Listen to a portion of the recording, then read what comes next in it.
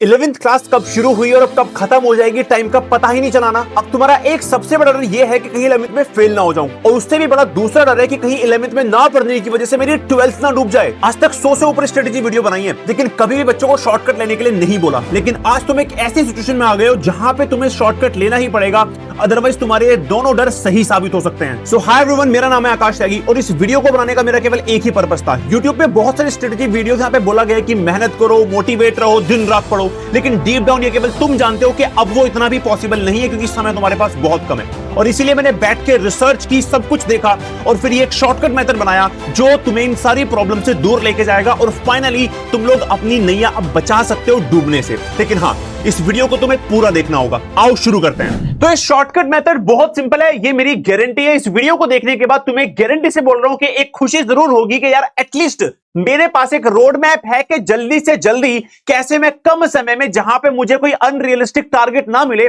और मैं फिर भी अपनी 11th क्लास को बहुत अच्छे से सम अप कर लूं। तो ध्यान से देखना। सबसे पहले हम देख लेते हैं चैप्टर वाइज मार्किंग क्या होती है हमारी क्लास 11th में, और चैप्टर वाइज मार्किंग से तुम्हें यह आइडिया होगा कि 11th में नंबर कैसे लाने हैं, फेल होने से बचना कैसे है। तो सबसे पहले तुम्हारे सामने सारी लिस्ट है, तुम्हें पता है तुम्हारे टोटल 9 चैप्टर है। पहली बुक में तुम्हारे 6 चैप्टर आते हैं और सेकंड बुक में तुम्हारे मात्र 3 चैप्टर आते हैं, लेकिन वो 3 में से 2 बहुत बड़े हैं। तो बहरहाल अब पहले देख लेते हैं कि क्या हमारी यहां पे मार्किंग होने वाली है। तो सबसे पहले बात करते हैं some basic concept of chemistry. तुम्हारे 7 मार्क्स का है। स्ट्रक्चर ऑफ एटम 9 मार्क्स का है। क्लासिफिकेशन ऑफ एलिमेंट्स 6 मार्क्स का है। केमिकल बॉन्डिंग 7, उसके बाद 9 तुम्हारा थर्मोडायनेमिक्स, इक्विलिब्रियम तुम्हारा 7, 4 तुम्हारा रेडॉक्स और 11 और 10 तुम्हारे 2 ऑर्गेनिक के चैप्टर, जो कि बहुत भारी भरकम होने वाले हैं। अब देखो, मेरी बात को समझना ध्यान से। तुम्हारे 2 डर थे। सबसे पहला डर कि मुझे 11th में पास होना है, तो भैया पहले शॉर्टकट मेथड से वो बता दो जो टॉपिक डायरेक्टली 11th में पूछे जाते हैं, क्योंकि पूरे के पूरे सारे चैप्टर में सब कुछ नहीं आएगा, कुछ इंपॉर्टेंट टॉपिक्स ही एग्जाम में पूछे जाते हैं। और दूसरा सबसे बड़ा डर भैया, वो कौन सा पार्ट है 11th का जिससे मेरी 12th बिगड़ सकती है अगर मैंने नहीं पढ़ा। तो चलिए तुरंत चलते हैं अपने शॉर्टकट मेथड के ऊपर। तो shortcut method feet iron man, तुम्हारा आयरन मैन यहां पे खड़ा है और मैं तुम्हें बताने वाला हूं वो सारी इंपॉर्टेंट चीजें अब जो तुम्हें ध्यान रखनी है। सबसे पहले समझ लो शॉर्टकट मेथड को समझना कैसे है। हर चैप्टर के वो टॉपिक जो बहुत इंपॉर्टेंट है क्लास 12th के लिए, और वही टॉपिक तुम्हारे 11th में पूछे जाएंगे, वो मैंने यहां पे सम अप कर दिए हैं। कुछ मैंने लिखे हैं पिंक वाले, ये जो पिंक वाले मैंने लिखे हुए हैं, ये पिंक वाले वो टॉपिक्स हैं जो 12th में नहीं होते लेकिन 11th में बहुत इंपॉर्टेंट है। और येलो वाले वो सारे टॉपिक्स हैं जो 11th में भी आएंगे, पेपर में वो ही आएंगे और 12th में भी उनकी बहुत जरूरत पड़ने वाली है। तो ध्यान से देखना। शुरुआत करते हैं सबसे पहले अपने इस वाले पार्ट से, जहां से some basic concepts of chemistry मेरा पहला चैप्टर है। गाइस, मोल कॉन्सेप्ट पेपर में डेफिनेटली एक क्वेश्चन न्यूमेरिकल आएगा। स्टोइकियोमेट्री पेपर में डेफिनेटली एक क्वेश्चन आएगा। कंसंट्रेशन टर्म्स पेपर में डेफिनेटली एक क्वेश्चन आएगा। और ये तीनों टॉपिक 12th के लिए, बिलीव मी, पहले ही चैप्टर 12th का सॉल्यूशन केमिस्ट्री का उसके लिए बहुत इंपॉर्टेंट है। कुछ समझ में नहीं आएगा अगर तुम्हें ये नहीं आते हैं। तो सबसे पहले मेक श्योर करना है तुम्हें कि तुम ये टॉपिक्स को अच्छे से समझ लो इस वाले चैप्टर में। उसके अलावा और कुछ करने की जरूरत नहीं है, बिलीव मी, कुछ करने की जरूरत नहीं है। ठीक है, दैट्स इट। उसके बाद स्ट्रक्चर ऑफ एटम की बात करते हैं। Quantum numbers, aufbau principle, Hund's rule, electronic configuration SPDF वाली, और ऑर्बिटल्स की जितनी भी नॉलेज है, एस ऑर्बिटल्स क्या होते हैं, उनकी शेप क्या होती है, पीडीएफ, इन सब के बारे में यही तुमसे 11th में पूछा जाएगा। It's my guarantee. और यही टॉपिक वो है जो तुम्हारी 12th को बिगाड़ सकते हैं, तो इनको अच्छे से करना है। पीरियोडिक क्लासिफिकेशन ऑफ एलिमेंट्स छोटा सा चैप्टर है, कंप्लीट चैप्टर तुम्हें करना है भाई लोग, कंप्लीट चैप्टर करना है। बहुत छोटा चैप्टर है क्योंकि, और 12th में बहुत इंपॉर्टेंट है इनऑर्गेनिक केमिस्ट्री के लिए। ठीक है, उसके बाद बात करते हैं केमिकल बॉन्डिंग में। भाई कोवेलेंट बॉन्डिंग पढ़नी है, आयनिक और कोऑर्डिनेट बॉन्ड पढ़ना है, लुईस स्ट्रक्चर बनाने आने चाहिए, रेजोनेंस स्ट्रक्चर ड्रॉ करने आने चाहिए। अगर बात करूं वीबीटी और वेस्पर थ्योरी की, बहुत इंपॉर्टेंट है, क्लास 12th में भी इसका काम पड़ेगा तुम्हें कोऑर्डिनेशन कंपाउंड्स में। उसके साथ साथ 11th क्लास के लिए एमओटी बहुत इंपॉर्टेंट है, मॉलिक्यूलर ऑर्बिटल थ्योरी, लेकिन 12th में कोई काम की नहीं है, लेकिन तुम्हें करनी है क्योंकि 11th में नंबर लाने हैं। करीब 3 नंबर, 2 से 3 नंबर का क्वेश्चन तुम्हारी 11th क्लास में आता है, तो ये तुम्हें डेफिनेटली करना है। लेकिन 12th में इसका कोई रोल आपको नहीं देखने के लिए मिलेगा, बहुत थोड़ा सा रोल देखने के लिए मिलेगा। एंटी बॉन्डिंग ऑर्बिटल्स कहीं कहीं पे आते हैं ऑर्गेनिक केमिस्ट्री में, अदरवाइज नहीं है। ठीक है, तो अब आई होप कि इन पहले 4 चैप्टर में तुम्हारे लिए मैंने टॉपिक को बहुत छोटा कर दिया। तुम्हें पूरा चैप्टर पढ़ने की जरूरत नहीं है सिवाय पीरियोडिक क्लासिफिकेशन, क्योंकि छोटा चैप्टर है वो। अदरवाइज तुम्हें बस ये टॉपिक्स पढ़ने हैं, दैट्स इट। आगे बढ़ते हैं। अब देखो, केमिकल थर्मोडायनेमिक्स बच्चे बहुत ज्यादा डरते हैं। येलो मार्क से मैंने रॉन्ग कर रखा है, मतलब 12th में कोई भी जरूरत नहीं है, नाम मात्र कोई एक बहुत छोटा सा टॉपिक आता है जो आपको टीचर 12th में ही बता देता है। लेकिन उसके बाद अगर मैं बात करूं 11th के पेपर में क्या आएगा, तो types of system and boundaries, ध्यान रखना बहुत बड़ा चैप्टर है क्लास 11th के अंदर, क्योंकि 9 मार्क्स का है। तो ध्यान दो, यहां पे मैंने तुम्हें बता रहा है कि भाई थर्मोडायनेमिक्स तुम्हारा अकेला 9 मार्क्स का है यहां पे, तो 11th के लिए तो बहुत इंपॉर्टेंट हो गया। तो तुम्हें क्या पढ़ के जाना है, टाइप्स ऑफ प्रोसेस बहुत इंपॉर्टेंट है, रिवर्सिबल प्रोसेस क्या होता है, थर्मल प्रोसेस क्या होता है, एडियाबैटिक प्रोसेस क्या होता है, work done in isothermal and adiabatic, इसके ऊपर न्यूमेरिकल पेपर में डेफिनेटली आएगा। उसके बाद यहां पे तुम्हारा हैश लो बहुत इंपॉर्टेंट है guys, paper point of view से ध्यान रखना, इसके ऊपर डेफिनेटली एक क्वेश्चन तुम्हारा 11th में बनता है, 12th में इसकी कोई भी जरूरत नहीं होती है तुम्हारी। आगे बढ़ते हैं गाइस, इक्विलिब्रियम पे आते हैं। व्हाट इज डायनेमिक इक्विलिब्रियम समझ लेना, केपी केसी क्या होते हैं, ली चैटलियर प्रिंसिपल क्या होता है, ये 12th के लिए इंपॉर्टेंट है। 11th में इनके साथ साथ relation between Kp and Kc, buffer solution और इनके न्यूमेरिकल्स भी तुमसे पेपर में 11th क्लास में पूछे जाते हैं। ध्यान देना, न्यूमेरिकल्स केवल 11th में पूछे जाएंगे, यहां से यहां पे न्यूमेरिकल, इसमें तुम्हें कोई भी 12th में उनका कोई लेना देना तुम्हारा नहीं होगा। तो यहां पे तुम्हारे 11th में आएंगे केवल न्यूमेरिकल्स, इसलिए मैंने पिंक पेन से बना दिया है। मैं तुम्हें टाइम दे दूंगा, इसका स्क्रीनशॉट ले लेना अपनी कॉपी में, ठीक है। चलिए उसके बाद बात करते हैं रिडॉक्स रिएक्शन। भाई कंप्लीट चैप्टर करना है, 12th के लिए बहुत इंपॉर्टेंट है कंप्लीट चैप्टर, 11th में बहुत इंपॉर्टेंट पूरा चैप्टर है, लेकिन बैलेंसिंग तुम्हारे पेपर में डेफिनेटली आती है। उसके बाद ऑर्गेनिक केमिस्ट्री में सम बेसिक प्रिंसिपल्स, जो पहला चैप्टर है कंप्लीट चैप्टर करना है, 12th के लिए भी इंपॉर्टेंट है। पूरा का पूरा चैप्टर 12th में डिट्टो उठ के आ जाएगा, ध्यान रखना। स्टार्ट ही तब कर पाओगे जब पूरा चैप्टर ये पढ़ लोगे। एक्सेप्ट 12th में क्या नहीं चलता, 12th में क्या नहीं है, 12th में तुम्हारा ये वाला पार्ट नहीं है, प्योरिफिकेशन टेक्निक्स ये तुम्हारे 12th में नहीं होती है, इसको तुम यहीं के लिए कर सकते हो। हाइड्रोकार्बन तुम्हें कंप्लीट चैप्टर 12th के लिए भी करना है guys. Organic chemistry is something जो तुम्हें बिना कुछ सोचे समझे पूरी कंप्लीट करनी है।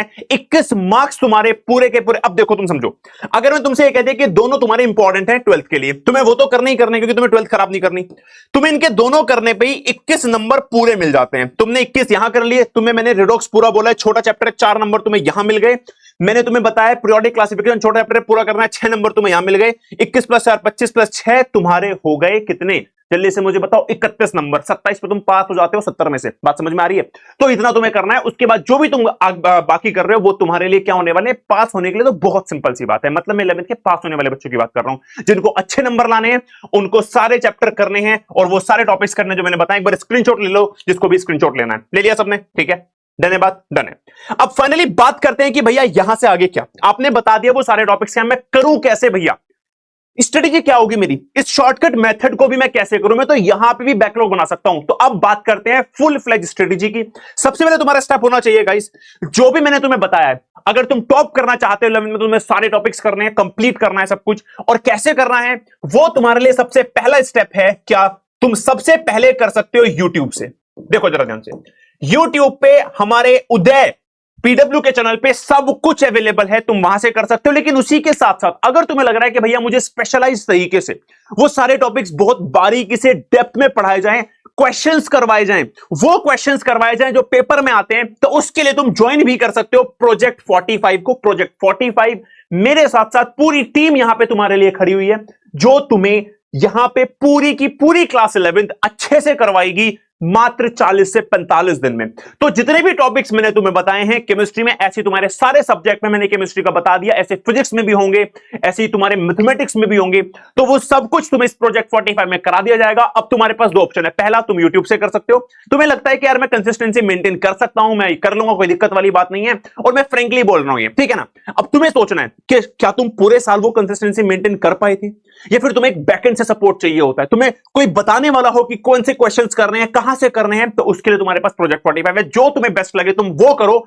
That's it. मैंने तुम्हें शॉर्टकट मेथड बता दिया, दैट्स इट। पहला हमारा क्या हो गया, हमें सिलेबस खत्म करना है, उसके बाद बेटे दूसरा आगे में बढ़ना है। बहुत सारे लोग बोलते हैं कि यार तुमने 11th क्लास में एग्जाम्पलर के क्वेश्चन कर लो, वहां से क्वेश्चन कर लो, ये वाला क्वेश्चन कर लो, ये वाली बुक ले लो। नहीं, मैं तुम्हें सिंपल तरीका बताऊंगा।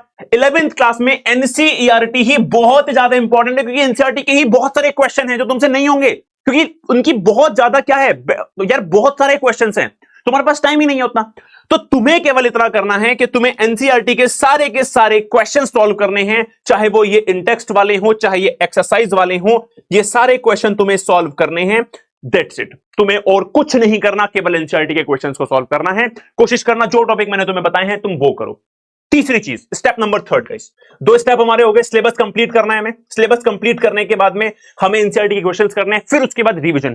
पेपर के टाइम पे फिर 12th में जब घुसोगे तो तुम्हें बहुत बार 11th की जरूरत पड़ेगी, तब तुम्हारे पास रेडी टू नोट्स होने चाहिए, तुरंत उठा के तुरंत देखने के लिए।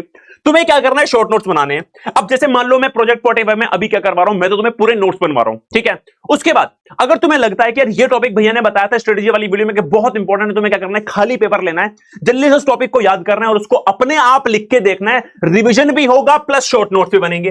तो शॉर्ट नोट्स कभी भी अकेले नहीं बनते, इनके साथ रिवीजन होता है। तो रिवीजन तुम्हें काम आएगा 11th क्लास में और तुम्हें 12th क्लास में शॉर्ट नोट्स काम आएंगे जब तुम्हें रेडी टू टॉपिक चाहिए होगा। नोट्स उठा के देखना है कि भी 12th में मुझे इसका काम आएगा। पहला चैप्टर स्टार्ट हो रहा है सॉल्यूशन, तो मोल कॉन्सेप्ट एक बार पढ़ लूं, कंसंट्रेशन टर्म्स एक बार पढ़ लूं। बात समझ में आ रही है? तो शॉर्ट नोट्स तुम्हें बनाते हुए चलना है।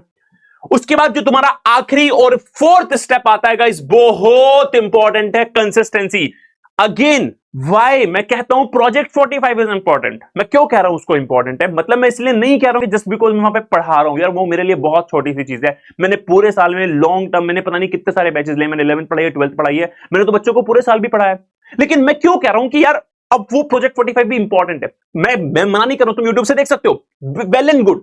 अगर तुम्हें अपने ऊपर पूरा कंट्रोल है, तुम्हें लगता है कि मैंने पूरे साल से इस टाइम तक आते आते कंसिस्टेंसी को मेंटेन किया है, मैंने अच्छे से पढ़ाई की है, मुझे नहीं जरूरत है, बहुत बढ़िया। तो अगर बैकएंड सपोर्ट चाहिए, तुम्हें चाहिए कि तुम्हें कोई बता सकेंगे क्वेश्चंस कहां से कैसे करने हैं, तो उस सब के लिए तुम प्रोजेक्ट 45 को ज्वाइन कर सकते हो। बाकी अदरवाइज तुम अगर कंसिस्टेंसी मेंटेन कर सकते हो तो बिल्कुल तुम्हें सिंपल सा करना है, बैठो पढ़ने बैठो, अच्छे से पढ़ो, जो टॉपिक्स पढ़ाए हैं उनको बताओ, उनको लिखो आराम से, सब कुछ करो, शॉर्ट नोट्स बनाओ, लर्न करो, खाओ, रिपीट करते रहो, और इसी करके तुम्हारा सारा का सारा 11th का जो भार है तुम्हारे मन के ऊपर कि क्या होगा, वो सारा का सारा खत्म हो जाएगा। So again that's it from my side. अगली बार फिर से आऊंगा तुम्हारी किसी ना किसी प्रॉब्लम का सॉल्यूशन लेके।